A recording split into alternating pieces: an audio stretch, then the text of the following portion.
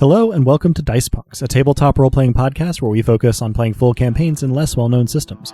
This week in episode 34, our heroes try to get to the bottom of a death they are pretty sure they didn't directly cause.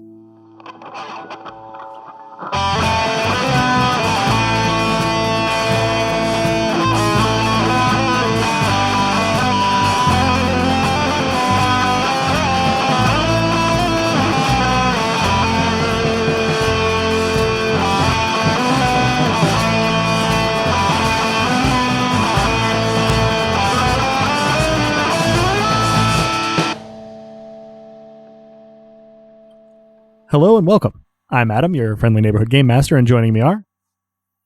Hello, I'm Drew, and I'll be playing Leorian Qatar. I realized actually I was the Baron of Nothing, but I upped my domain, so I'm something else. What am I now? I believe now I am. Am I the Viscount of Nothing? Or not Nothing. I wish. Oh boy, that's blasphemous. I shouldn't allow myself. What I'm the Viscount of is Tempo.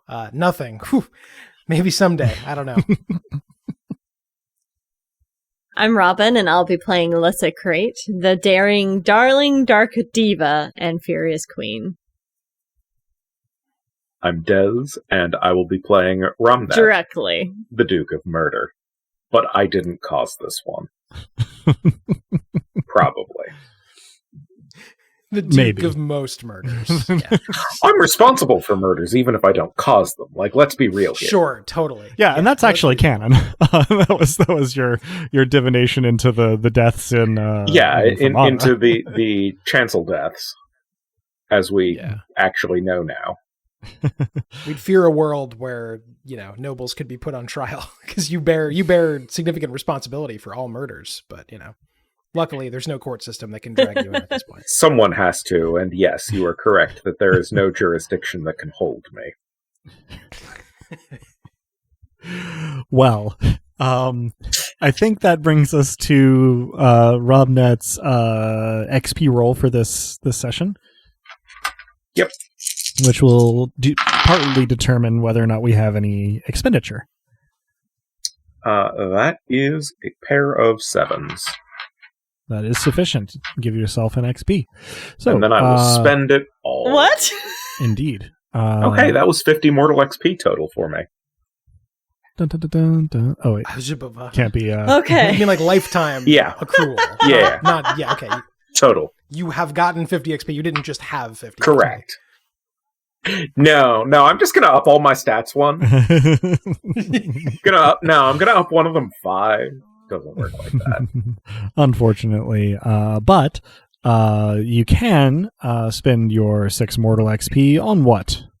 I am going to up one of my dice for lie from a normal die all the way to an expert die. Or not an expert die, a master die. Indeed. By way of an expert die. Indeed. Hence the 6 XP expenditure. So that will bring your lie pool to 4 plus a master die. Not this week. Which isn't too bad. Any other expenditures this time? Right. Yeah, not here either. I'm going to hoard my nuts for what may be our last winter around these parts. It does his face, viewers. Hoard away. That was a weird turn of phrase. I fully just lots. Alyssa, I believe you have our summary last time to get us all back up to speed. As a general rule, I'm not fond of woods. So many things to hit your head on, and not to mention the spider webs waylaying you at every turn. The God's Woods, as it turns out, is no exception. Not so much with the head hitting and the spider webs yet. Anyway, it's the rule, not the exception when it comes to my general disdain for woods. Even if I hugged a tree, a decision I regretted after seeing the specters all around us. But I'm getting ahead of myself. Thralda, Leorian, Ramnet, and I made our way to the Godswood. Due haste after Fewa suggested that we may find clues about the overgod there. And after Dosk, hallowed be thy name, deposited us there. Thralda was in their usual chipper spirits. I managed to find some connective tissue with them, I think, in our mutual fondness of the Forge, though I got an entirely unnecessary lecture about the destructive costs of the dissonance between me and my domain. I'm not sure why all these gods and demigods think that I lack the mettle to wield fury, but I'm choosing not to let it make me furious, since they don't know the multitudes that I contain. And speaking of fury, I divined for it within the Godswood, and some aeons ago found a universe of fury that made all the other fury I've experienced feel like a single star in the cosmos. After resolving that it was best to stick to the path by night, Gromnet decidedly had other plans. Of course, I didn't realize this at first, and thought that my friend was repeatedly blipping in and out of existence and possibly in grave danger. So I put Leorian on my back, made myself miraculously capable, and sprinted after Romnet. I could only imagine what ancient chronologies he saw while slipping through hidden metaphysical paths in the woods in interdimensional pursuit of the Overgod. Before catching up with Romnet's binary appearances in my sight, I tripped over a fabled Godswood artifact that the woods seemed to have put in my path. Holding it in my hands, I felt something tug on my shard. Promptly decided that I probably shouldn't have been holding it. But that experience inspired me to do another divination, asking what happened to make Fury its own shard. And, briefly, I was everything, everywhere, all at once. It was dizzying. It was wonderful. I never felt so whole and complete and omnipotent. And then there was a shattering. Before I could fully shake off the delicious sensation of godhood or ponder how everything shattered into everything, we were bounced out of the depths of the forest and back to the path, only to discover Thoralda's body, their gaping ribcage bereft of a heart, and their shard. So let's recap for those keeping score. So far, Romnet has concealed his status as a noble, accidentally unmade Lurenton via murder, and run off on his own in a very dangerous area, resulting in the noble of the Forge being presumably eaten. I just hope it wasn't by a giant spider. Marvelous, thank you. And that is exactly where we rejoin our Nobilis this time, is standing in small hours of the night on the road in the middle of the Godswoods, over the rapidly cooling corpse of the Nobilis of the Forge, Thoralda, sans one heart. One of the things that becomes a little bit obvious in looking at this is that, the shards don't exist physically in the body, but nevertheless, looking at Thoralda's body, you can tell that it is without its shard. In fact, you can even tell just at a glance that Thoralda is not without their shard because they have died, but rather that they have died because they are without their shard. It is kind of noetic. Some part of you knows this when you gaze at the corpse. And that's where we rejoin, everybody having been booted to this spot on the road. Are they, okay? Manifestly not. No, definitely the opposite. If I use my sight, I want to kind of look with the sight and also do lesser divination of fury to see if I see anything using either filter that is of interest.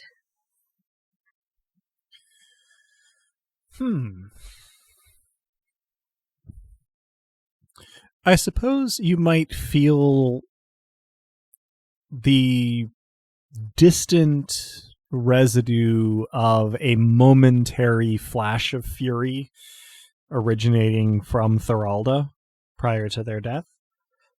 The site doesn't really give you any new information.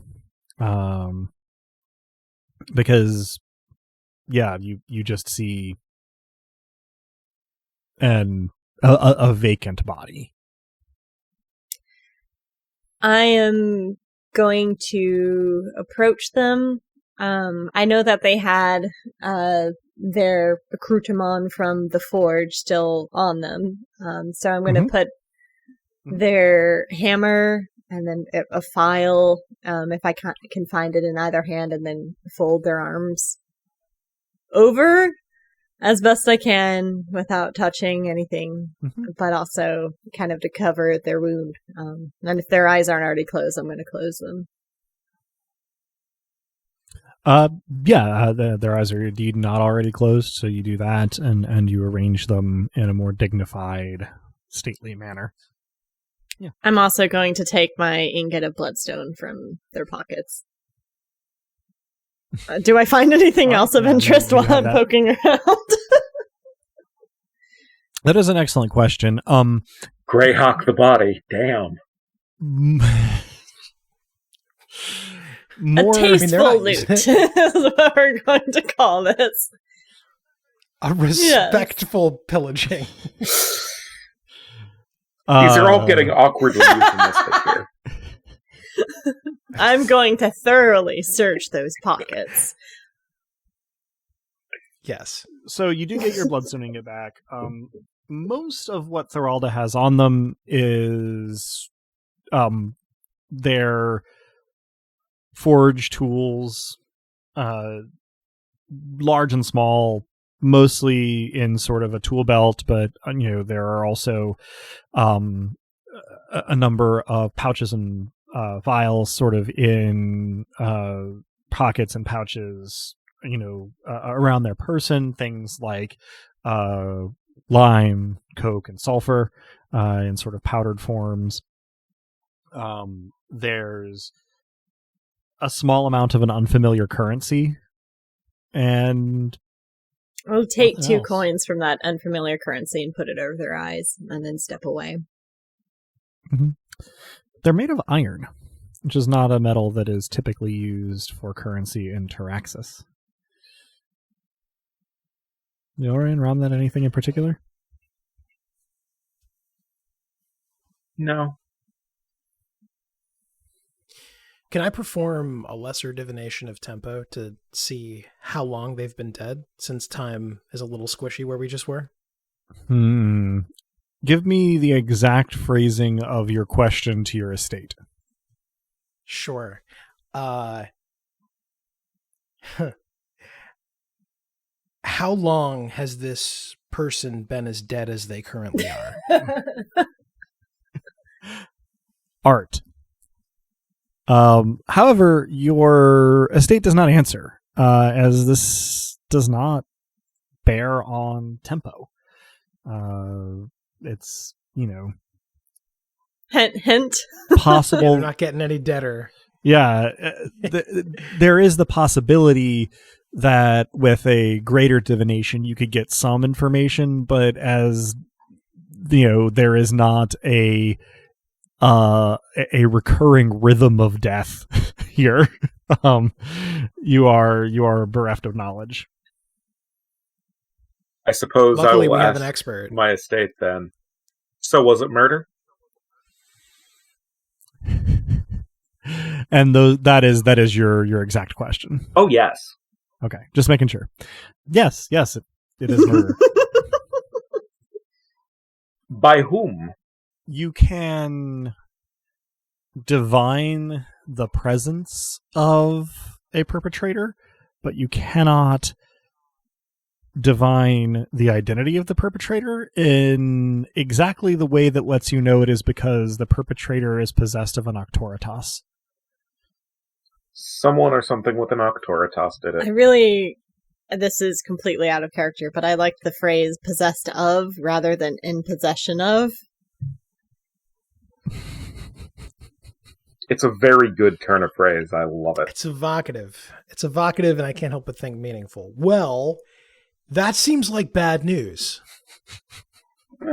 All the more reason why we shouldn't split up in the dangerous Godswood. I look at Ramnet. I have now shrugged twice in sequence, dear listeners.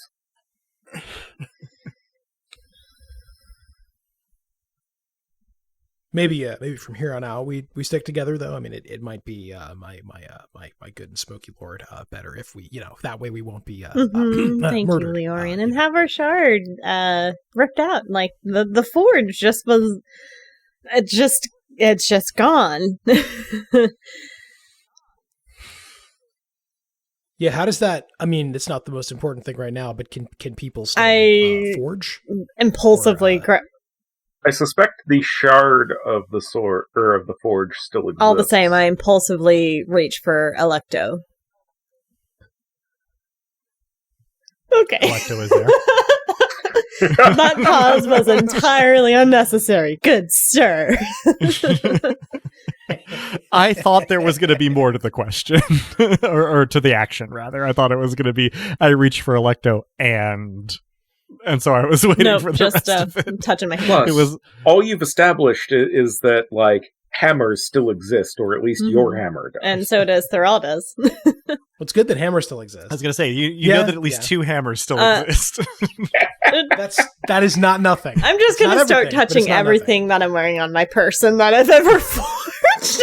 Checking my rings, checking the baubles in my hair, checking my earrings, checking... Okay. It's all there. I try not to breathe an audible sigh of relief. Can I inquire about a motive for the murder? Or rather, I do inquire. Why was he murdered? I guess my question is are you attempting to apply any penetration to these divinations now that you know that there's an Arctoritas involved? Up to a degree that it's still free. Okay. So your domain is 4. A lesser divination is a level 2 miracle, so you can have 2 penetration. Sure. And still have it be free. So you're inquiring as to the motive. Yep. Let's see, for a lesser divination, acting under orders. Whose? You run up against the Arctoritas problem. Even with 2 penetration. I mean, 2 penetration, like, that's fine. That's a moderately spirited nobilis and nothing more. Mm-hmm. We are actively dealing in pissing off gods and greater things. So, have you... I mainly brought it to the attention that it appears that the first answer concerned one entity with weak enough Arctoritas, and the second answer concerned a different stronger Arctoritas. Have you tried to ask where the murderer is? With penetration?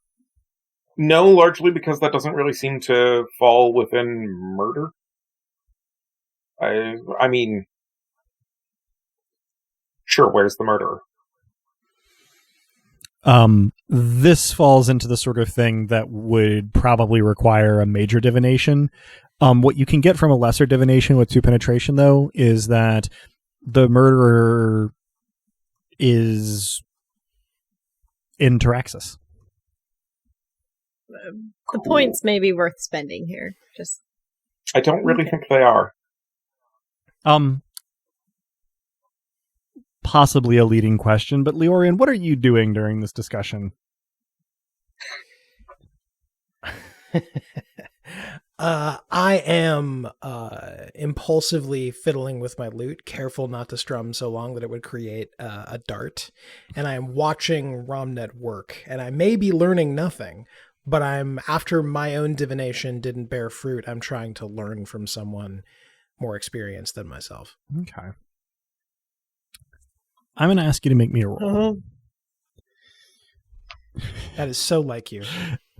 It is kind of my job. How dare thee? I am going to ask you to roll a sense plus sight, which is 4 dice for you. I can do that. That is a pair of 10s. Well done. So Romnet and Lissa are mostly looking at each other and at Theralda, during all of this. You are looking at Romnet, but the angle that you are looking at Romnet from also gives you a view of down the road, further into the Godswoods, if your sense of direction hasn't betrayed you, which you honestly have no idea if it has or not. And you see movement. In fact, you see people. Not clearly, due to the, darkness. But you're pretty sure that you see two people. Now, in one case, very, very easy to describe, from this distance, what you see is a large, broad-shouldered, tall silhouette, probably wearing some sort of draped garment. In the second case, though, you can see remarkably well from this distance in this light, especially as they are approaching you. And so what I'm going to need you to do is to describe briefly, and as abstractly as you wish, Leorian, what does the most beautiful person possible look like to you? The most beautiful person possible. Perhaps their gender's not clear, but their hair is long. They move in a rhythm. They're dark but bright. They're tall but not intimidatingly so. It makes me uncomfortable. They move with a grace, but a grace of the earth, not a grace of the heavens. That is what you think when you see this person. They are walking towards you alongside this more hulking, less distinct figure. I resist the urge to call out, but I quietly gesture to my companions, and I approach in what I hope is a somewhat surreptitious manner, but I am terrified of losing this person. So, presuming that you, detect Leorian's sort of gesture here, you will see. It's probably not as subtle as I think it is. It's probably more like sneaking. It's, your attention called to the road, both of you see much more clearly. The figure on your left is over 6 feet tall, certainly, very broad-shouldered, barrel-chested, sort of a mop of shortish, curly hair, and well-defined features, and then sort of draped in a sort of loose robe, and moving with a sort of shuffle, like a fairly insecure-seeming gait. The second figure, though, I will need descriptions from both Romnet and Lissa of the most beautiful possible person, because that is what you will see walking next to this larger robed figure. I do a double take because they look like in short succession a few people that I've known. And then I ask if they have sharp teeth too, Leorian.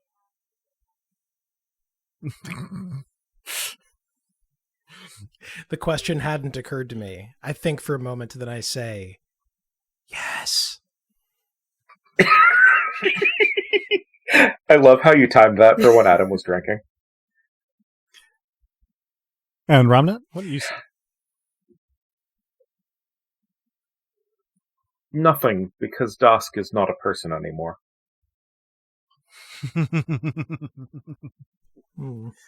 And yet you are aware that there is a person there. But this also tells you, fairly concretely that something is up. The pair approaches, and sort of slows as they approach. They, to those with the ability to see you better in the dark, appear to have been, sort of speaking to each other and then have stopped, as they have drawn closer. And they stop drawing closer, let's call it 20 feet from where you stand gathered around Thoralda's corpse. And they don't initially say anything. They just stop and kind of look at you. Did you see anyone going that way by any chance? Sorry, we're a little rattled. Our friend is, well, you could see, my name's Lissa. You are? The larger figure gives a small bow and says in a resonant but not all that deep voice, "I'm Truth."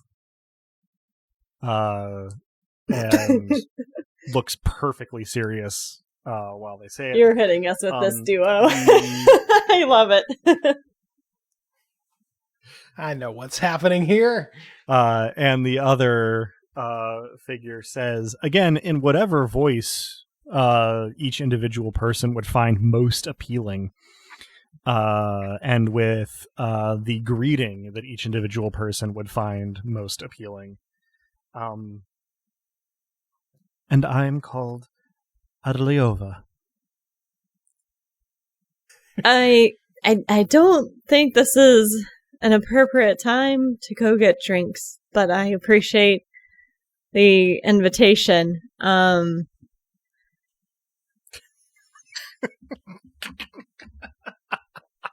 sorry, you just look like a lot of people that not going to finish that sentence. We're just we lost our traveling companion. It's advisable that you don't stray off the path and stick together. To be quite specific, they lost a part, which was necessary. It's beautiful. I mean, good. I mean, lovely. I mean, exquisite to make your acquaintance. And may I say, as a musician, it's lovely to know that the two of you get along.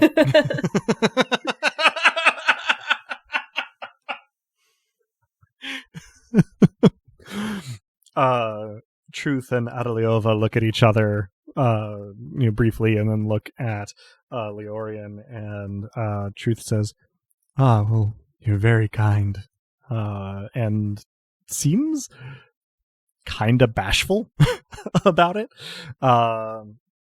whereas perhaps unsurprisingly, Adeliova's manner and comportment depends entirely on who is looking. But Adeliova asks, if it isn't uncouth to inquire, who were they? Their name was Thoralda, and their domain was the Forge. Truth gasps. And whatever each person is seeing of Adeliova, you can detect a sort of grimace. Neither says anything further, though.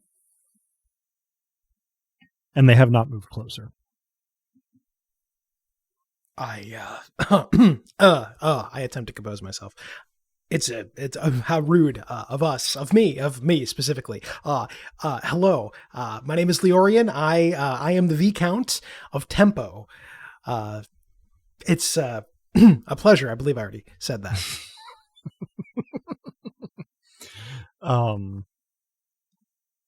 Adeliova just nods graciously, whereas Truth says, "Oh, I'm sure the pleasure is all ours."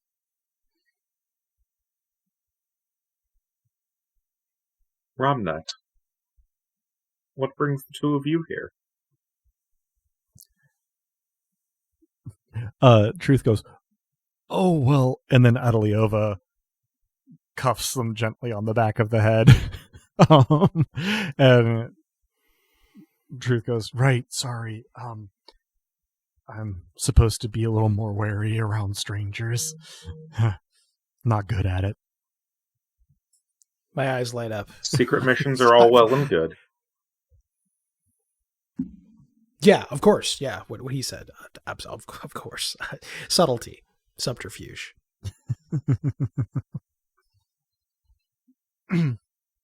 Adeliova says, I feel relatively safe assuming that you are here under similar auspices as few mortals walk the God's woods at midnight for any reason, and, well, the area has not been heavily trafficked by our kind in quite some time either. Hard to say whether we travel under similar auspices. We certainly travel under friendly auspices, the circumstances in which you found us, notwithstanding. The auspices are very friendly among the three of us. Not so much, yeah. Truth looks down at Theralda and says, always sad when someone's subjected to the red tooth rite. The red tooth, right?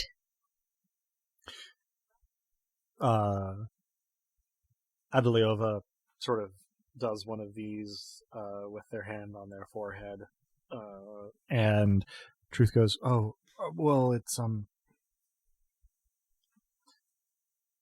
you can consume a noble's heart to get some measure of their power.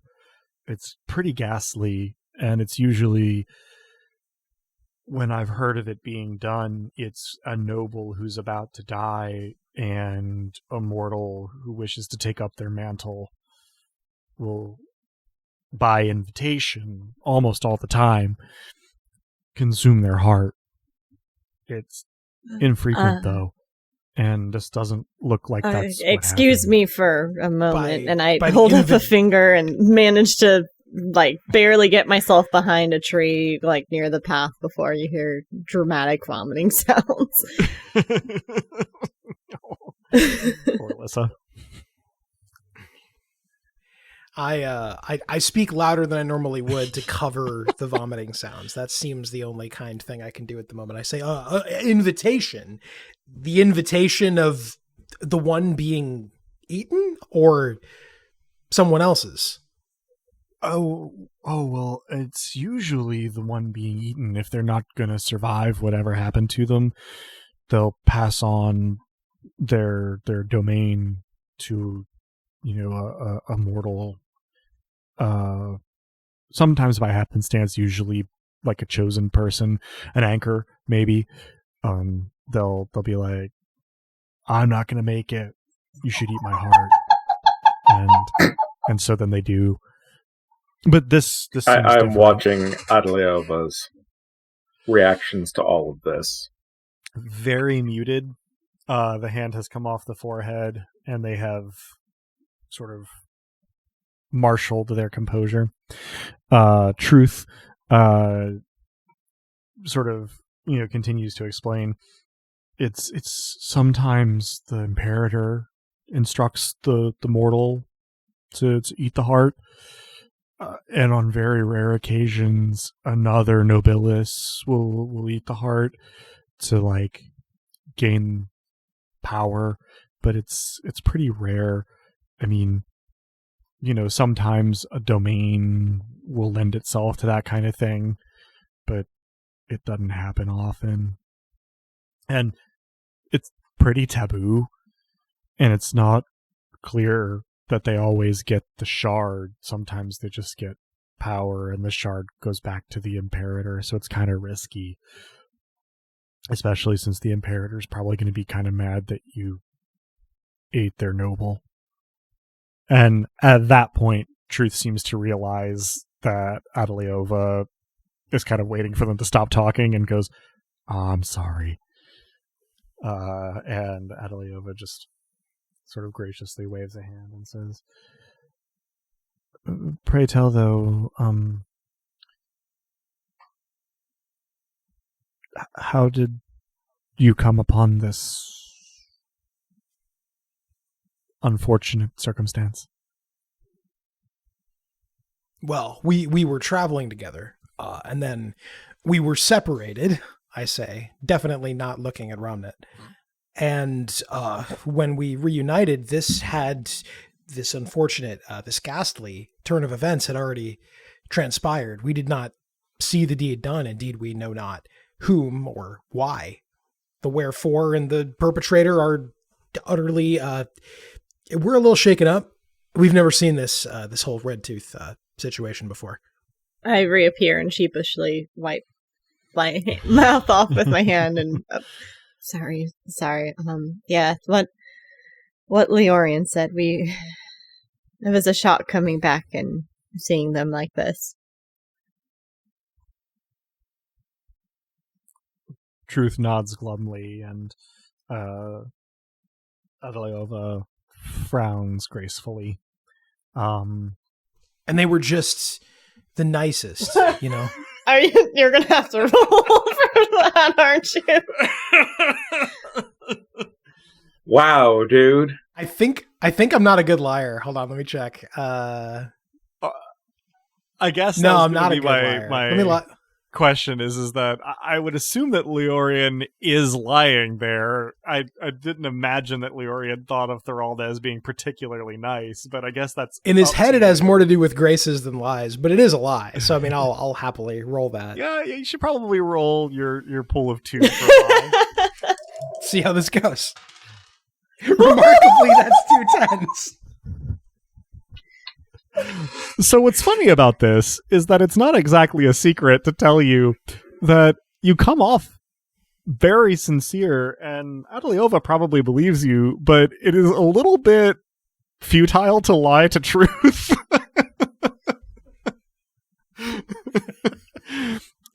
And when you say that, you know, Adeliova just sort of like nods with sympathy, the kind of nod you get at a funeral, you know, whereas Truth kind of frowns down at the corpse and says nothing. I can probably read this. I say, you shouldn't speak ill of the Truth. dead, right? I mean, that's what I've always... Are you as you were named? Yeah.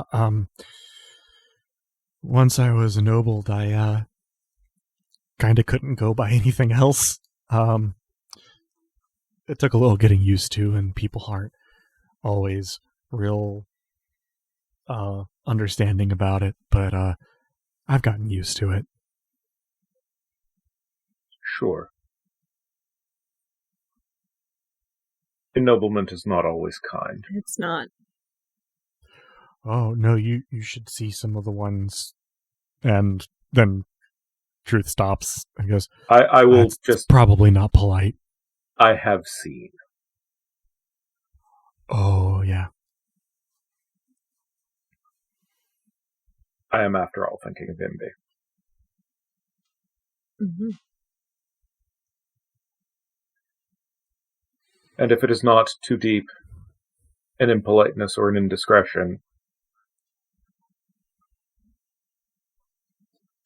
what are you responsible for? I will ask this of Adeliova. Why, beauty. That is I knew it. I'm quite radiant. I was louder than I... Mm. Yeah, quite. Yeah, both what my of Furious you Queen make said. Yeah. perfect sense. This whole time I'm kind of keeping my eyes cast down from Adeliova. Why, thank you.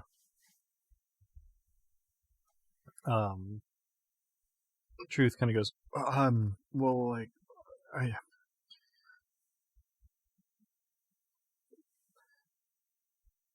so I don't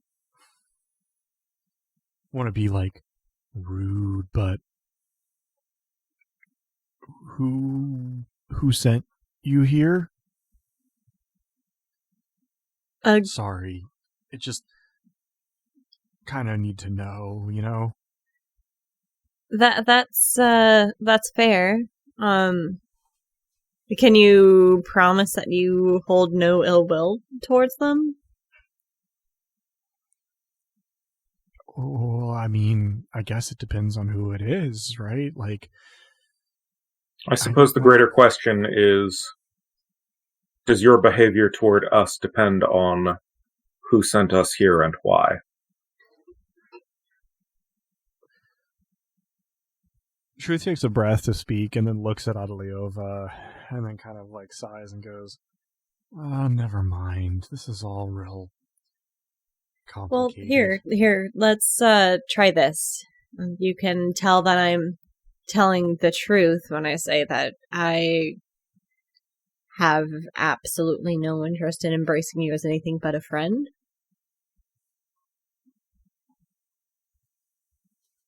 Truth sort of nods slowly and goes, yeah, okay. So, but like, you know that there's a war, right? I do. And my party here is disinterested in it. Oh. Huh. Then... Oh. And Truth sort of looks down and trails off again. And Adeliova says, that's as may be, but your imperators may be more interested in it. We have a fairly loose leash, and one imperator that is sympathetic to our disinterest. And yet you are here in the Godswoods now, with a heartless corpse of a noble. You can understand not my our reservations. doing, and truly test us. Good. I will hold out a hand so that Truth can waive my auctoritas on this statement. Mm-hmm. I give you my word as the Duke of Murder that I did not do this. Truth actually chuckles and goes, that's very funny. Yeah, not as such, no. No, Adeliova, they didn't kill them. We did leave them, and that is something that I deeply regret. I thought they were with me. Well, and it's like they're telling the truth, but also I'm still nervous about it for some reason. And Adeliova just sort of reaches up and pats Truth on the shoulder very gently and goes, it's okay. I think I might have a clue. In the meantime, where are you headed? We're not sure exactly. We're here because we're trying to figure out how the shards became shards, and if there's a way to end the war peacefully. End it, we hasten to add, without someone conquering. That seems unnecessary, indeed disastrous. We seek another path.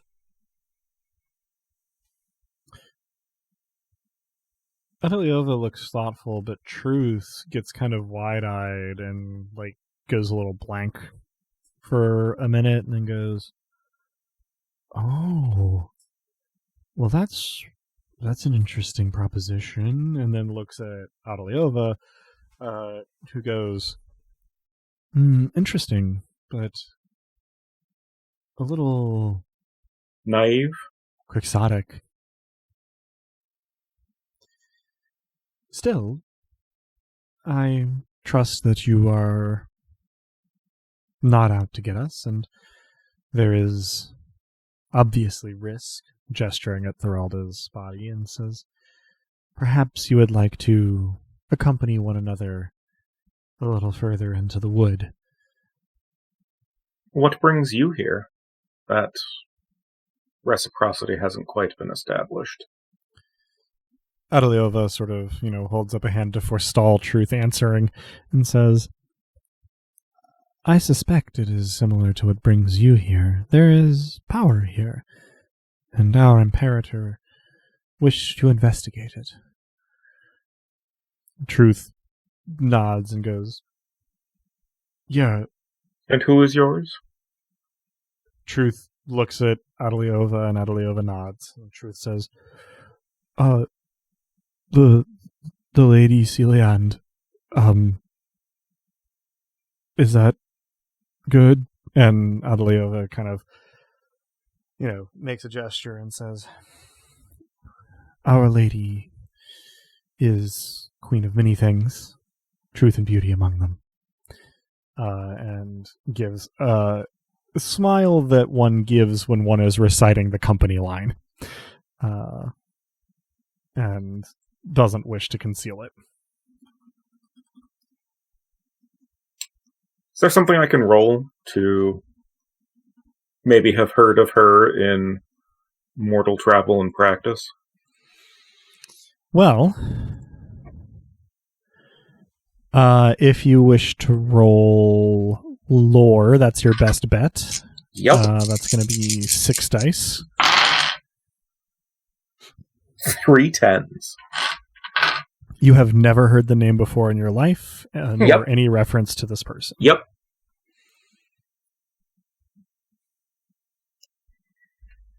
I, for one, would not be opposed to venturing further together.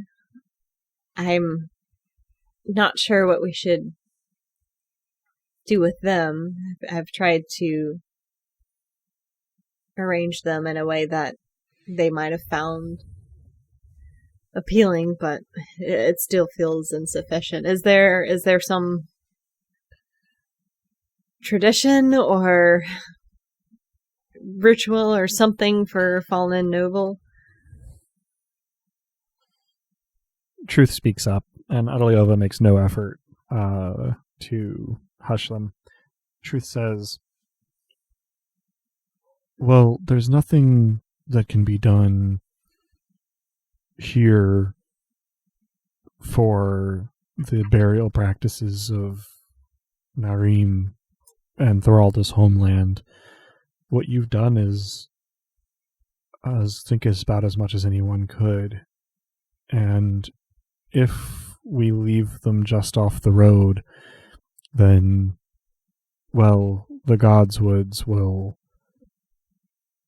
take care of them without any scavengers or anything. It's not as ceremonial or dignified a burial as they would get back home, but I think it's the best we can do for them without traveling there." You knew them?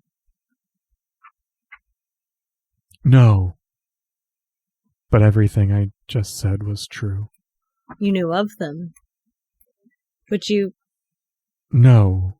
I just... Oh, you just... know true things when I understand now. That's a handy skill. Would you mind helping me move them? I no offense to my companions, but I think you and I are best for the task. No, I'd be happy to.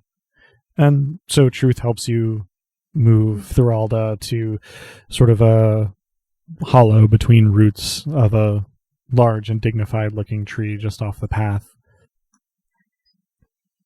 So as Thoralda is laid down, I perform a ghost miracle. So whatever process the Godswoods are going to act upon this body, I make them happen just a little more fast, a little more quickly, and therefore a bit more dignified. I raise my hand unnecessarily, as I've somehow decided Dosk would do. Hala would be the echoing empty chamber of his empty name, and make that occur. All right. And so it doesn't dramatically speed up the process. It's not like the ground opens up and swallows Thoralda, but you do feel it take. What's interesting is You are aware of the forest's Octoritas, but it allows your miracle to take hold. You can actually... I thank it, probably wordlessly.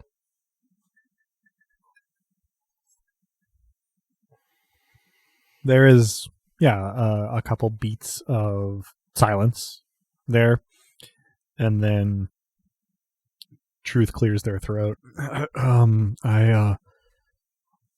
We should probably start going. Probably.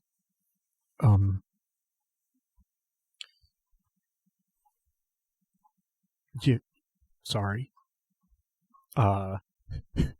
Our listeners will not be able to see this, but I do a small amount of acting while I am doing these characters, and I wanted to point out, in case it hadn't come across in the narration of the performance yet, that pretty much any time when I am doing Truth, I'm looking down and to the left at my desk, and that's pretty much what Truth is doing at all times, is sort of like looking at like the ground or people's knees. For the most part. Ironically, body language experts on TikTok would say that Truth is Yes. lying at all times. I mean, Truth just appears to be browbeaten and, like, continuously unsure of himself. Wonder why. This is possibly a manufactured state. I guess we should proceed then. There's not a lot of sense in staying put here where clearly something horrible happened. Indeed not. And Adeliova takes the lead, walking in whatever manner the viewer finds most attractive down the path ahead of everyone.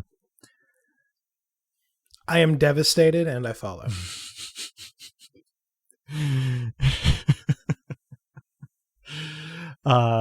So everybody starts moving, and you think, each of you, that you are proceeding in the same direction that you were going in prior to leaving the path.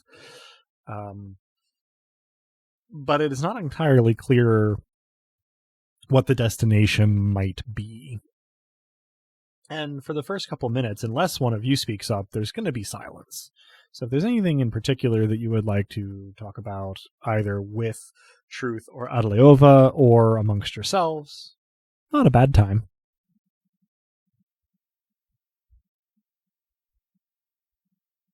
I feel like this is a great opportunity to ask Truth to know, since they obviously can know things without drinking or being there. I feel like this is a great opportunity to ask him questions. And You and I were thinking exactly the same thing. Yeah. I'm coming up blank because I don't ask them personal questions that I can answer myself. If there is a somewhat longer silence, I open in the stupidest way possible by saying, so do you know everything? Or only things you think about? Oh, well,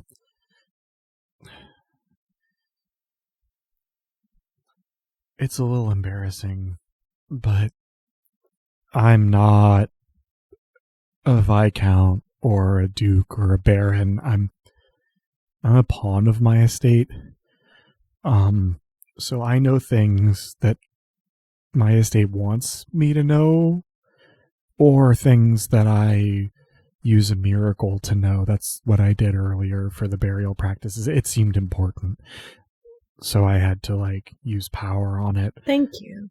In order to know it. But I can know anything that's true, so long as I have the juice, you know?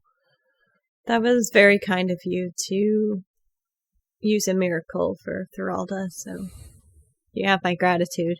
Well, you're welcome. It's what I would want someone to do for me in the same situation. So which we won't let happen. It only seemed right. Truth makes eye contact with you for the first time and says, "Thank you." And then looks back down.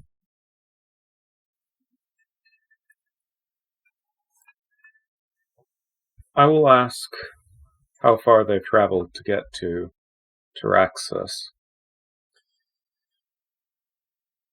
almost before you finished answering the question, Truth goes in a somewhat more energetic tone of voice. More than halfway around the world. Sorry. Sometimes my estate does that. It's a long way, but we didn't walk the whole way. We had, other ways of traveling. I can use my estate to find optimal paths, among other things. So Fascinating. It's gone quickly. That's an amazing distance to travel. I thought we had traveled far when we discovered a new land. But more than halfway around the world is truly far to be away from your home.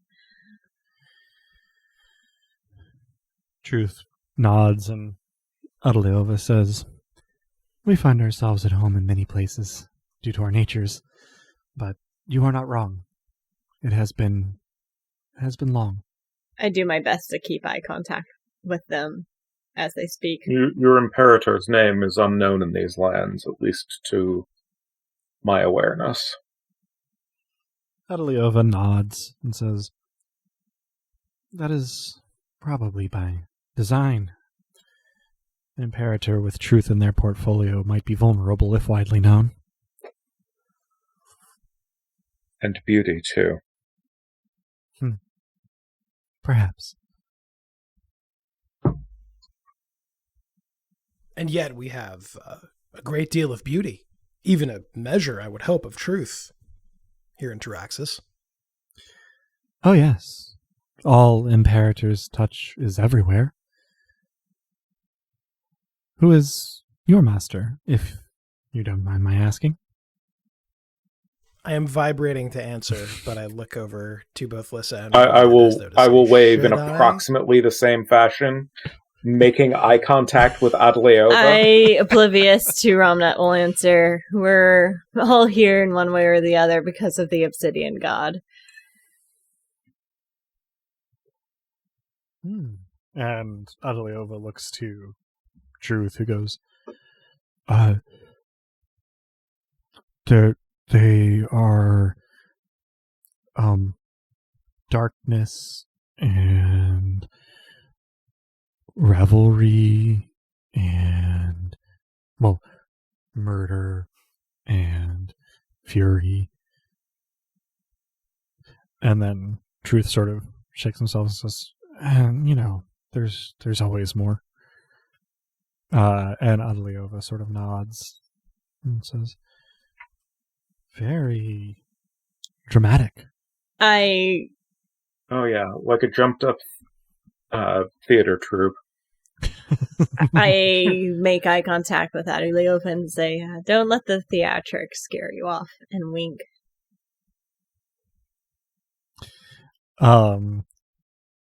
Adaleova, their face sort of shifting mid-expression, gives you a dazzling smile and returns the wink in sort of the perfect balance of, like, gracious and flirtatious. Your heart beats a little faster. It sure do. Do be that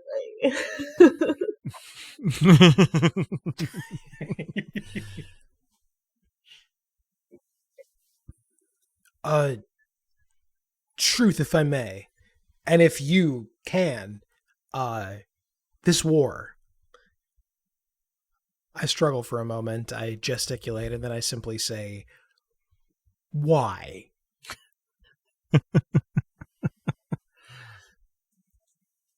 Truth pauses, cocks their head one way and then the other, and says, "I don't think I have enough juice to get a miraculous answer, but I think my friend was inquiring as to a personal answer rather than a statement of truth, as it were."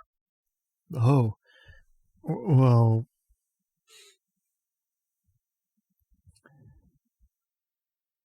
I'm mostly doing what Lady Celiant wants. It is my job and my nature, and also I trust her. And I think she, and this is just me guessing, I haven't scryed for it or anything, and I wouldn't, and looks over at Adeliova saying that, Pit. But I think that Lady Celiand thinks that if someone has to take the top spot, then she's a real good option for mortals, you know? No offense. If someone has to take the top spot, Yeah. what if someone didn't have to take the top spot? How do you think your lady would feel about that? Does seem like the word "if" is doing some work in that construction. Well, I guess I don't know. It's there, so someone's bound to take it sooner or later, you know? And it would probably be better, right, to have the Imperator of, like, you know, beauty and truth and stuff there than, say, like, the Deep. Have you met those guys? They're rather yes. unfortunate, with the possible exception of a very charismatic whirlpool. Oh. I have so many questions for another time. The thing about beauty and truth is, lovely as they both are, neither are inherently kind. Oh, well. So... No, but... Unless that is also within your lady's portfolio, mortals may not be ideally suited toward Truth that. cocks their head and is like, I don't think so, but also, I don't know who or where or what's become of the Imperator in charge of kindness. I wouldn't put a lot of money on them being the ones to exceed to the top spot, though, given, you know, kindness and all. Kindness and weakness, I would say, are different things, but who am I? No, you're right, but also, to the degree that Imperators reflect their nature, it would put such an Imperator at a disadvantage versus certain other Imperators. Of course. I would work for that Imperator. Sort of seems as though anybody who's in a position to take the top spot is exactly the kind of Imperator you wouldn't want to have it. Just like in politics. I mean, it is politics, isn't it? When you get right down to it, until we, you know, melt the throne down to slag. Adeliova goes, beg pardon? Nothing. No, I will turn to look anything at Adeliova, and then this seems like it might be an opportune moment, if you have means available to you, to inquire what your lady might think of a world without a throne pulling upward. Adeliova looks thoughtful. And I am happy to roll graces to give some sort of social oomph for that. Graces being my stand-in social stat. Among your stronger suits. Sure. Yeah. Well, it would be Fascinate, but yes. Right, yeah. Sure. Because you can use Fascinate instead of Graces with Romantic Outlaw Charm. Yeah. Go ahead and roll it. 1, 2, 10, so 2 10s. Okay. Yeah, for the listener, that's 3 plus a master die. And Adeliova sort of regards you thoughtfully and says, I think I like you. You are most unique, and your candor is appreciated. However, I don't know that I can really comment over much Of course. without consultation. This is why I was indeed suggesting that. However, you can understand why we are all... why we are, some of us here, tight-lipped.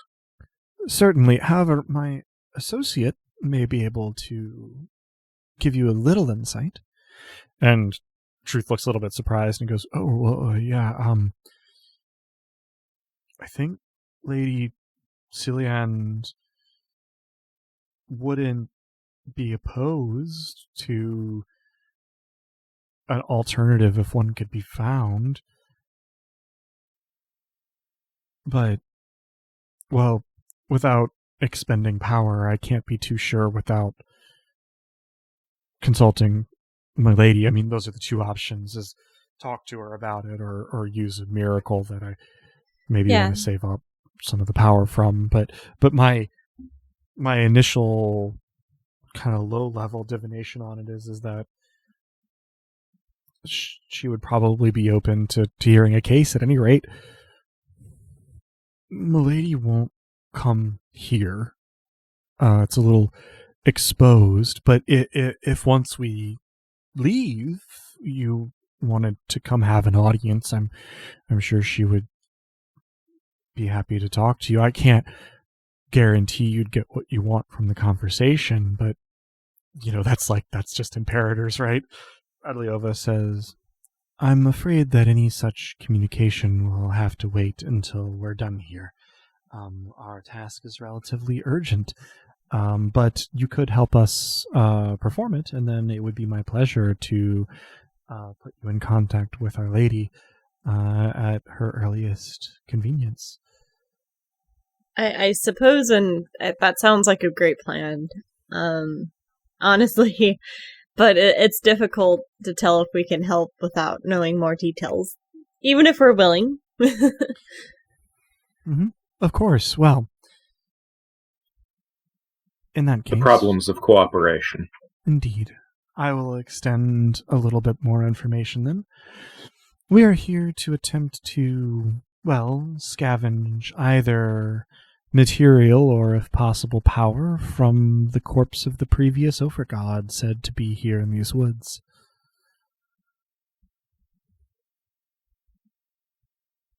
I believe we can help with that. We are seeking information about the previous overgod. Perhaps they were a rock. Oh. I'm not sure I follow. Was that a joke? Sorry. I will turn towards Truth for an evaluation.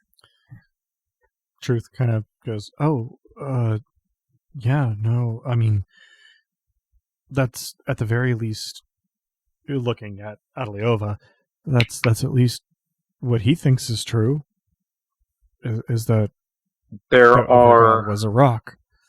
A variety of holes in existence, not quite the same as chancels, not quite the same as hidden paths and so on. I am able to walk these things.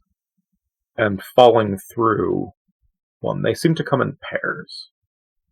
I was treated to on the way down it was a retrospective, and then I bounced off of something and came back, and then it was not retrospective, or it was retrospective but playing in order, of scenes from extremely long ago that I was prevented from interacting with by what is to an auctoritas what the heat is after the embers are gone.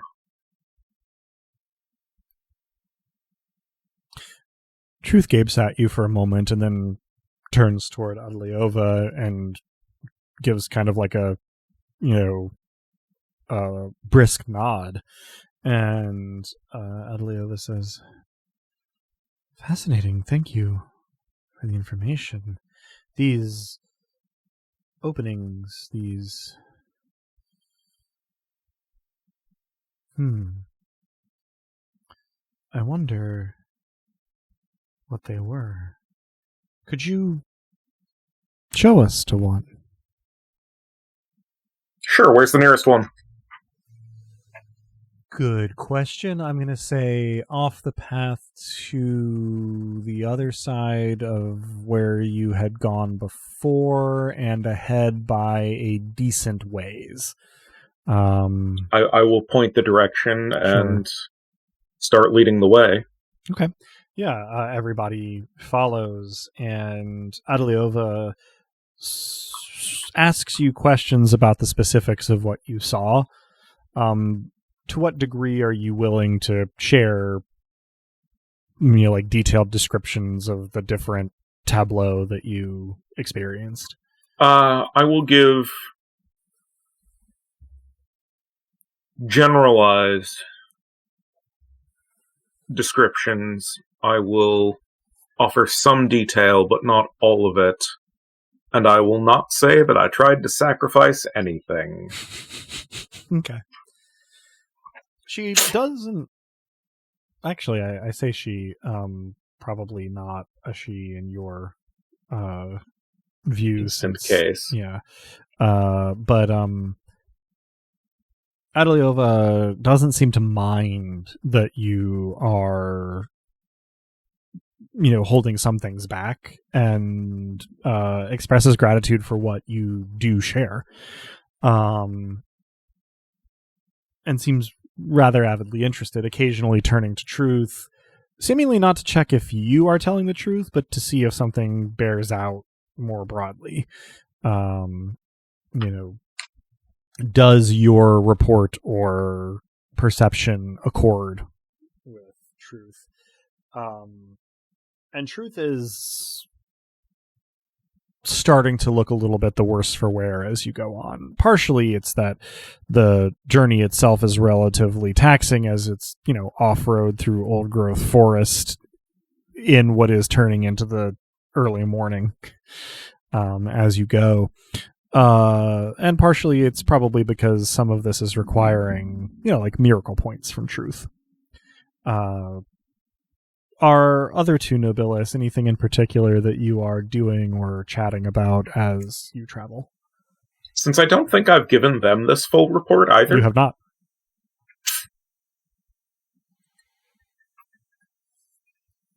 Was that the complete thought? What are we doing since you haven't given us the full report?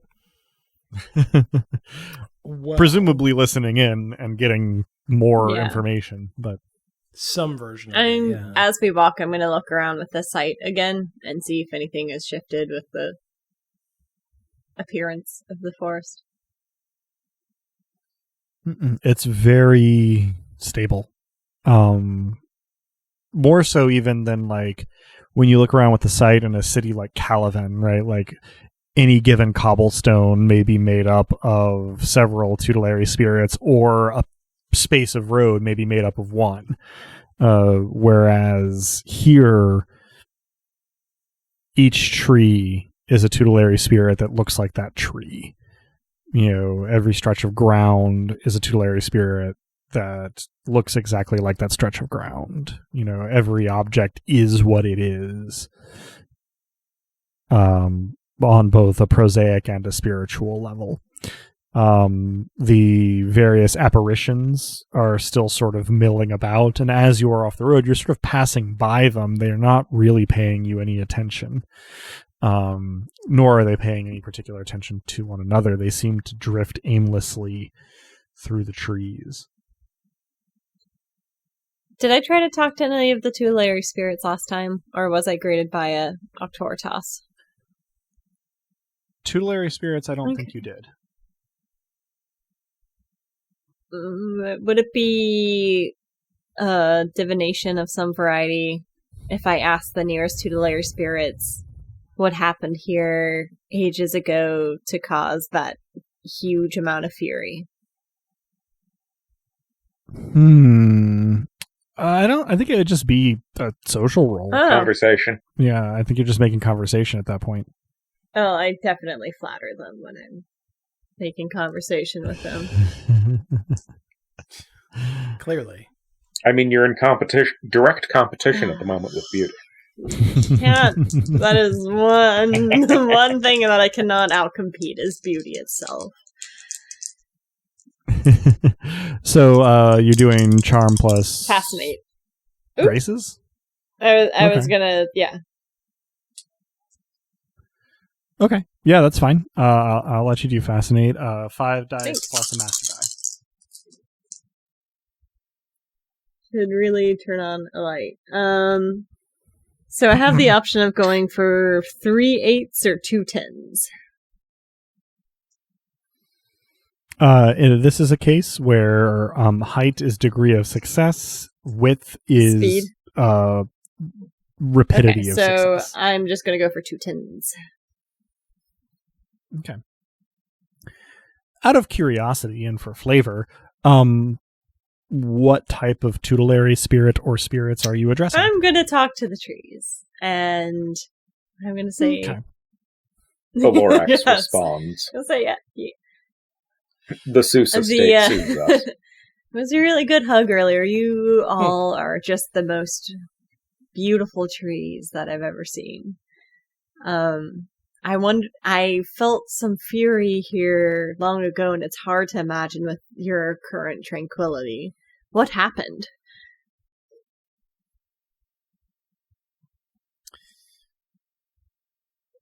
One of the tutelary spirits in your shot that seems to you to be oldest responds with a sort of lamenting shrug, as the meaning that you get is, "Oh, we wish we knew, but it was well before our time." And you get the feeling that that's saying something. This particular tree spirit might be millennia old. Do you know where we could go to find more information? We're already heading towards a rift, a hidden path. Mm-hmm. The spirit seems uncertain, but responds in a sort of questioning tone that you could try within. Oh, within myself? The answer's we're within you all along. Within is the friends we made along the way.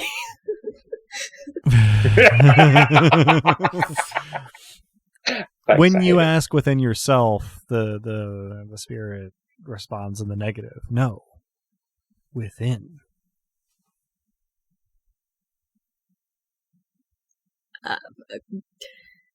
You are magnificent. Could you be more specific? Within the woods, within the rifts, the hidden paths? Exactly. Ah, okay. So we are on the right track. Thank you so much for your time. The tree spirit sort of gives you the tree spirit equivalent of one of these little flirtatious waves. And then goes still again.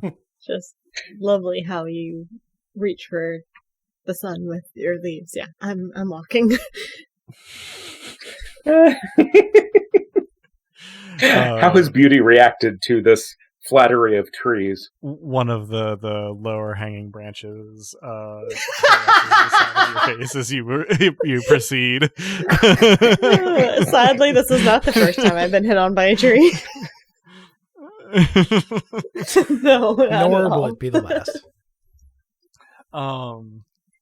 Adeliova is much more engaged in the conversation that they're having with you, Romnet, and does not particularly respond to anything that Lissa is doing here. Okay. After a time, unless anybody has anything else that they particularly want to bring up or cover. One thing, actually.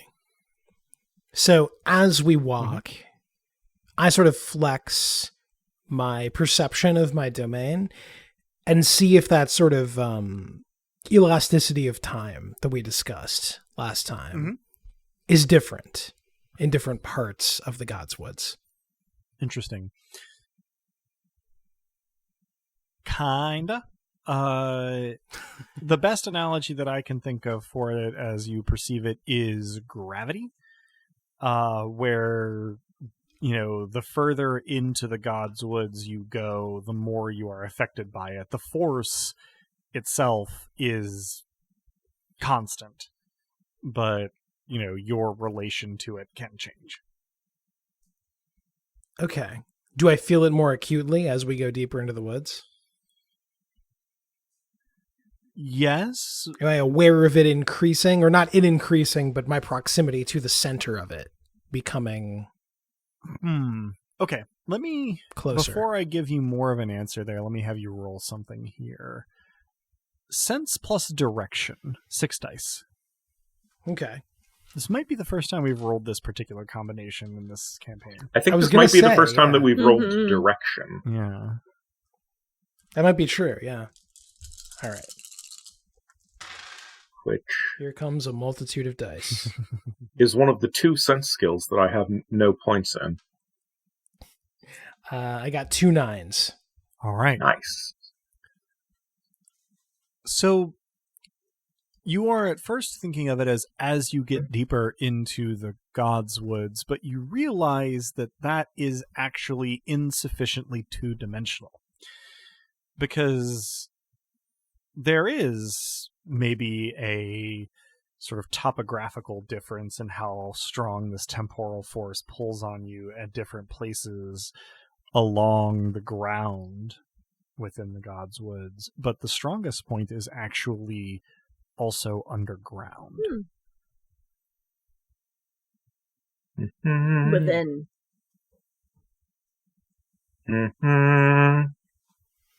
I say some version of this. I say, hey, maybe by within, it means, they mean, we mean, it is. I mean, that's below. where rocks tend to be.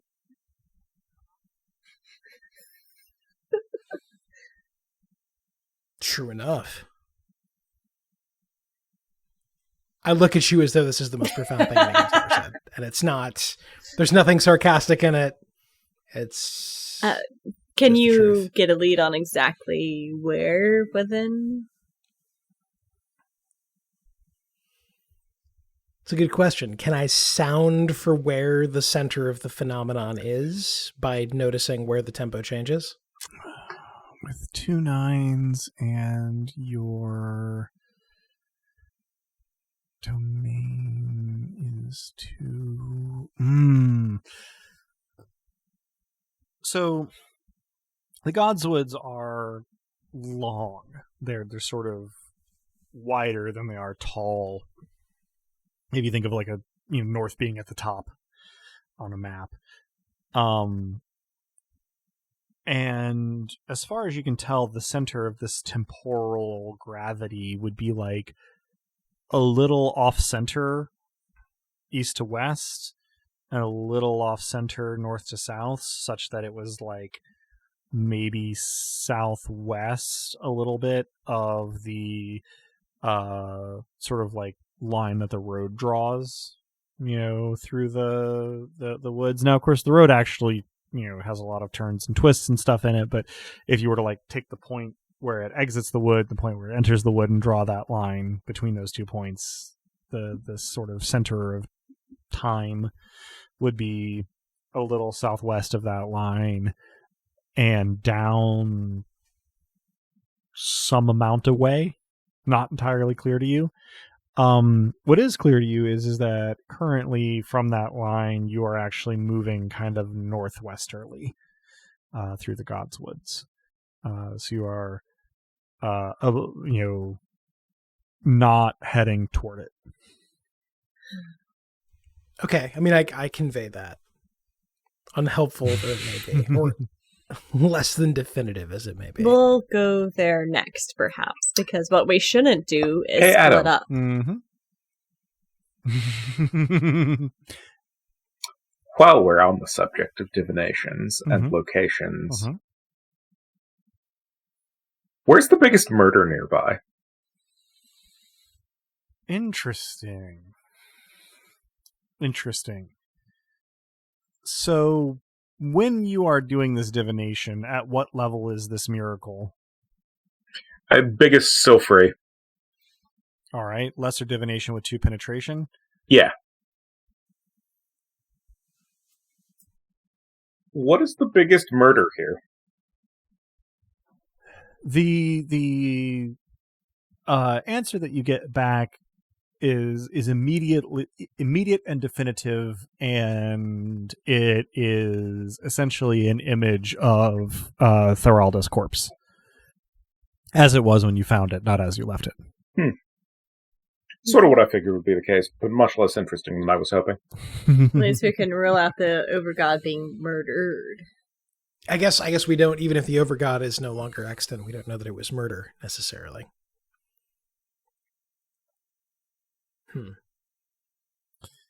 That was a thought out loud.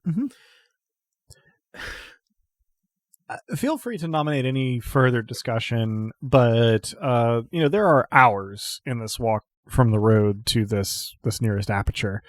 At this point, and at the pace that you're maintaining, sort of west northwest of the line of the road across the Godswoods.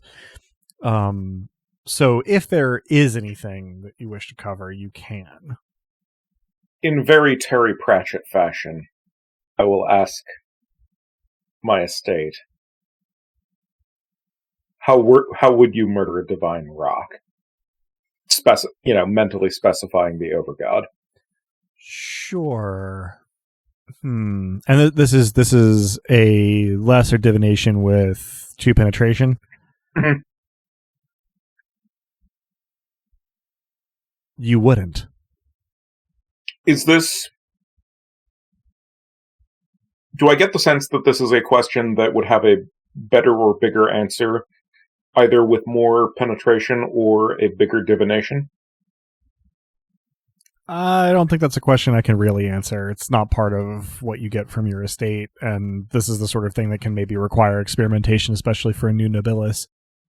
Major divinations are 5? Major divinations are level 5, yes. Okay. I will say that just like one of the things that occurs to you here is that you may be running into a problem of definitions. Yes, the Overgod was like a mind that has since ended, but also if you're asking about a rock, it's not alive. There might be a problem of semantics here. But it could also just be that that murder isn't really an option for such an entity. Sure. Okay. By the time your party arrives at the aperture that Romnet is leading you to, it is after sunrise, though the light changes less than you are used to because of the thick canopy. It is clearly lighter, but, still dim. When you come to a clearing with a slightly lower average elevation than the ground around it, full of a variety of flowers, including those silvery flowers that can be found in Fermata. Now, Romnet, you will recognize this as something of a twin to the larger aperture that you have already explored. Been through, yeah. It is not really possible from a ground level human perspective to tell if it is truly symmetrical, but it seems of a type. Mm-hmm. Are there any tutelary spirits around the flowers? Yes, each individual plant has its own tutelary spirit that exactly resembles the plant. I am going to do my shtick again with the plants. Mhm. No. Admire their blossoms and tell them that they are my favorite flower. Tell them that they're pretty and My favorite flower, and I just think that they look lovely, and it's so nice to see them thriving here in their natural environment. How are they both here in the Godswood and also where I come from in Fermata? Hey, gorgeous, you've been in my dreams. Imagine meeting you here. More or less. Charm plus Fascinate is 5 plus a master die for you. Highest I got on that one was 2 7s. All right. So, the tutelary spirit of the flowers that you talk to expresses confusion at the question. These are flowers that exist in relative darkness. And yes, this may be a clearing, but Godswoods are dark. They belong here. You have some cousins in Fermata too. Do they belong in a place? It is a place of darkness, but it's, well, I kind of trail off remembering what we recently learned about the nature of Fermata and say, you're also sometimes in swamps and other dark places? Well, you know, you can have a lot of fun in the dark. This is the first time a flower has ever winked at you. I wink back and say, you can. And then just kind of say, great conversation, and then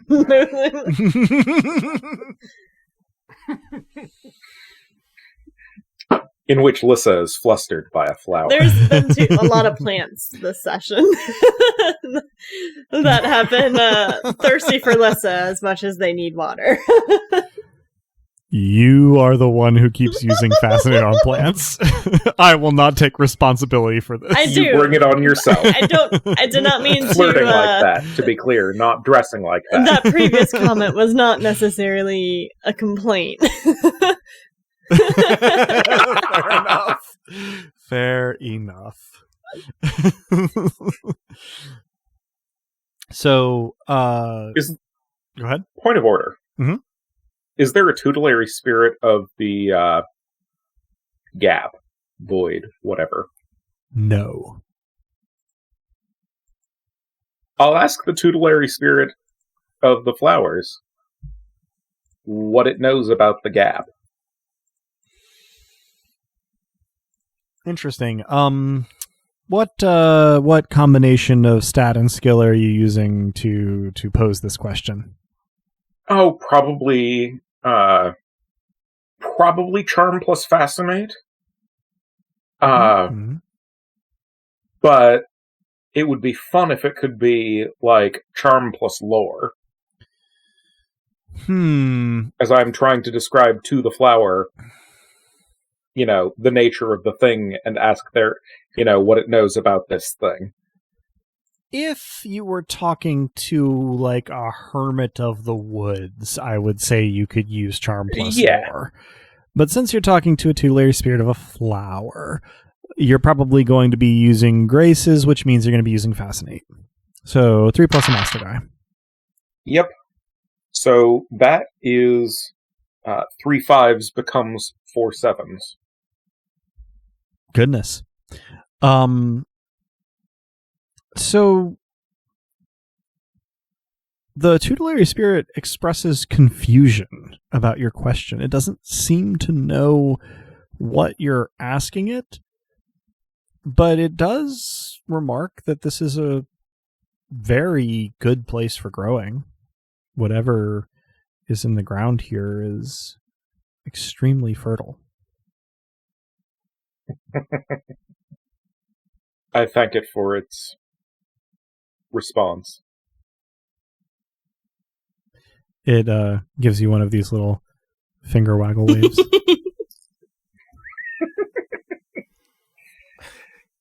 Your charm is rubbing off on the rest of us, Yes. Lissa. You did take a skill that uses fascinate instead of graces, so. Oh, no, I know. Or, sorry, an advantage, not a skill. My Indeed. bad. I plop myself down among the flowers and listen for the tempo of their sway and their growth, and then I pluck the lute in something that relates to that. Obviously, it's faster than the growth of flowers, but it's exactly, let's say, 1,000 times faster. I resonate with them, and I see what they say back. Roll me a command plus perform. That's an expert die plus 6 dice, so go ahead and set your expert die and then roll your perform. I'll set that expert die to 6 in the hope that we add to the count. I genuinely don't think you've set it to anything else at any point, so... You know, Watch it actually roll. Watch Drew actually roll 3 6s, and then it becomes 4. Yeah. that would be the deepest irony. Yeah. That would be the end of a Twilight Zone episode. Yes. There was time now. That is actually 3 7s. Fascinating. So yeah, you accompany the natural rhythms of this place. During all of this, while Romnet and Lissa have been communing Touching with grass. spirits, and Leorian goes, As it were.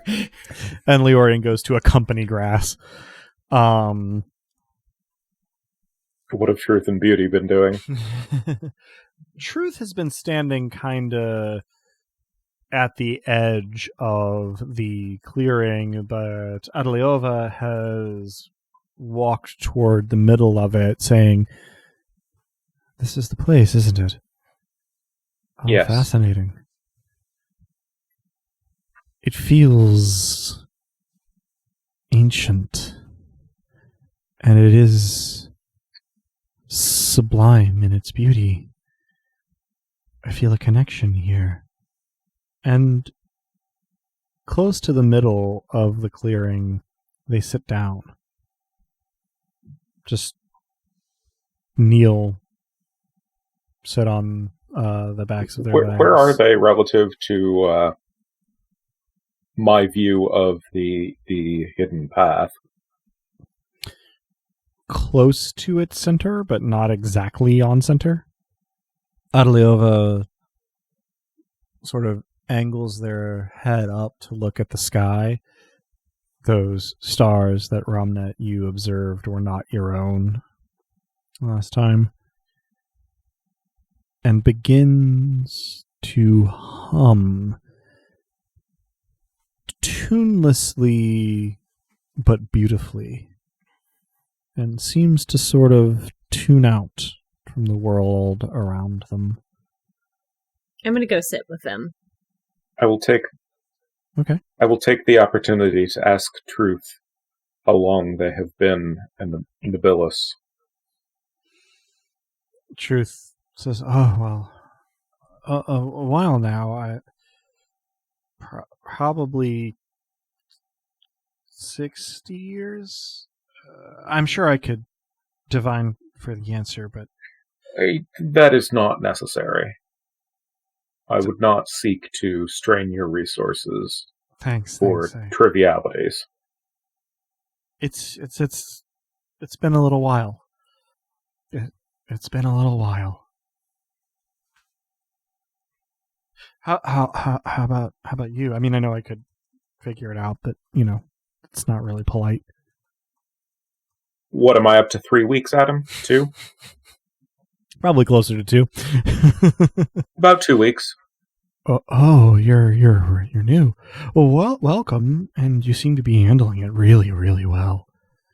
I have been in the company of, well, one of my compatriots for some time. Oh, okay. Well, I guess that makes it The a other little is easier. also new. There are Ish. complications. Right. Nothing's Oh. ever easy, right? No, things generally do not appear to be easy or kind among divinities.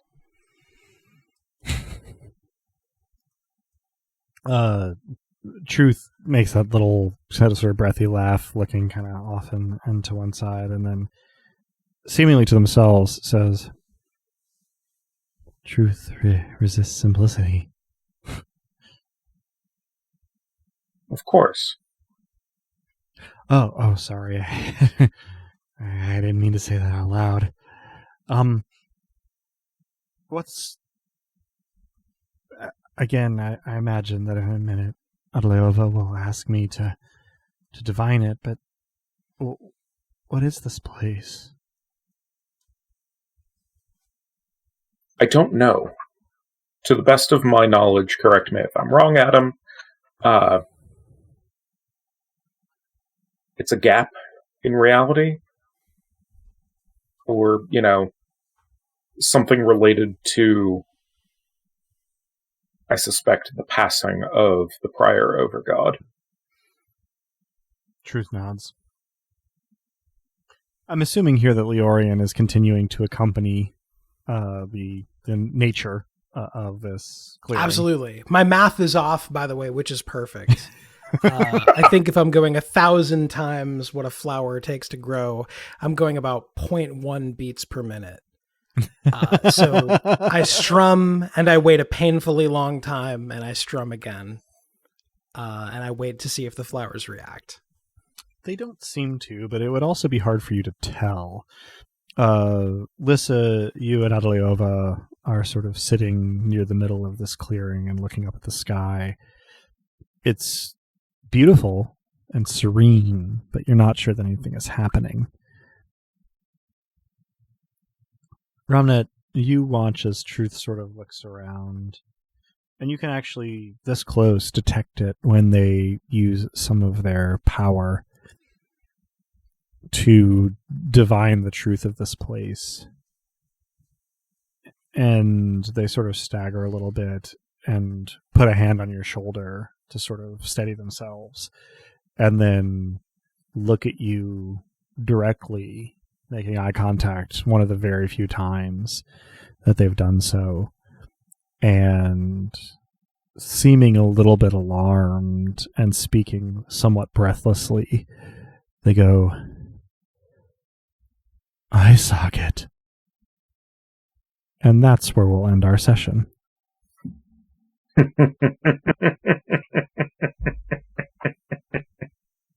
Yeah, man. How many of these clearings are there again? 8. Damn it. What? You just said eye socket and then told me that there are 8 of the clearings. Mm-hmm, mm-hmm. 2 eye sockets, 2 nostrils, 2 ears, 1 mouth, and then the base of the neck. Mm. Which also has eyes.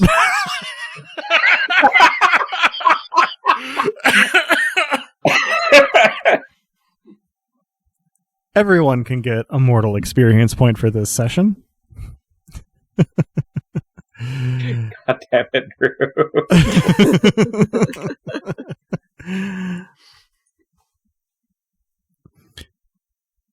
And that's gonna do it for us this time. Thanks for joining us. I do hope that our players and listeners enjoyed this brooding session as much as I did, and that everybody will join us again next time. If you're hearing us now, then you probably know where to listen to this, but we can be found almost any place one can listen to podcasts, as well as on the wider web at dicepunks.com and on Twitter as @dicepunks. With that, I think we're ready to say farewell. Say goodbye to the kind folks at home, players. Thanks for listening. And if you can meet Truth, it's worth the effort. And if you can vibe with a flower, it's worth the time. Thanks for listening, everyone. I care deeply about you, so remember to take the time to go and touch some grass. Damn it, you stole my line. Is it stealing if I said it first? Twice? You absconded with my plan, then. Sure. Thanks for listening, folks. And if you find yourself confronted with a beauty you know not to be true. Throw them into a void. And as the poet once said, rips your heart out, then it kicks your head in. Would you give him one more chance? Try and see the beauty in this world.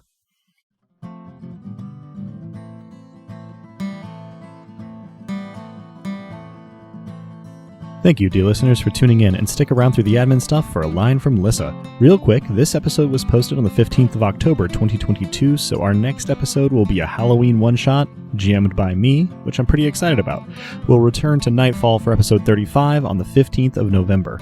The songs in this episode, Theme of the Dice Punks in his acoustic version, were written and recorded by the Viscount of Tempo in his element, Drew. Cover art is by Joanne, who's appeared on the podcast now and again. Check out her work around the internet where she goes by Anything Sews. Site design and graphics for DicePunks.com are by Robin, the player behind Lissa, the Nobilis of Fury. Rain and the one-roll engine it runs on were created by Greg Stolze, whose work can be found in a lot of places, but try gregstolze.com. Nobilis was created by Jenna Caterin Moran and can be found alongside much of her other really intriguing work from all over the place at afarandsunlessland.wordpress.com. Links to both systems and authors can be found on the Punk Grimoire section of our website, dicepunks.com. Thank you so much for listening. If you liked what you heard, that's reward enough on its own, but if you're so inclined, you can help us out by rating and reviewing us wherever you listen to us, telling your friends who you think would like us to give us a listen, and even by heading over to our Patreon at patreon.com/dicepunks. There are fun rewards there available to backers, including a patron-only Discord and access to the Dice Peaks After Show for episodes 1 and following. Regardless, we hope you'll tune in again, and until then, remember, subtlety is for cowards.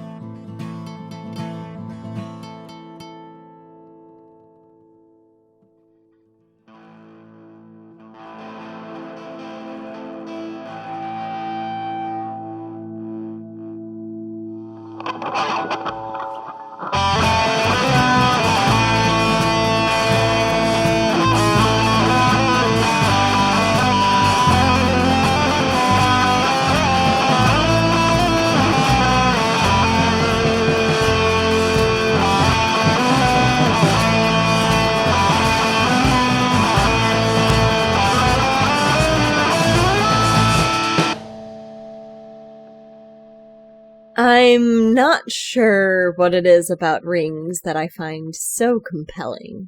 Perhaps it's an act of defiance against my family's wish that I marry, and marry well. Or maybe it's the symbolism of the thing, a small infinity of metal wrapped around your finger, fluid, serpentine shapes formed out of hard metal eating itself. What I like the most about creating rings is that they truly force you to listen to what the metal and the tools are telling you. Fail to do so, and there'll be an unsightly blemish of a soldering line, breaking that illusion of an unending circle. Pouring rings with molten metal over a wax mold can be even more challenging, as you're often starting off with square shapes in the wax that must be carefully carved down into organic flowing lines. Carve without due caution, and your ring will bear the scores from your sloppy carving like scars. Carve too forcefully, and the wax will break. I like rings because they require a gentle, precise touch. I've probably made hundreds of rings over the course of my life, and not one has been a wedding or engagement ring. But that doesn't mean I'd be unwilling to wear you on my fingers.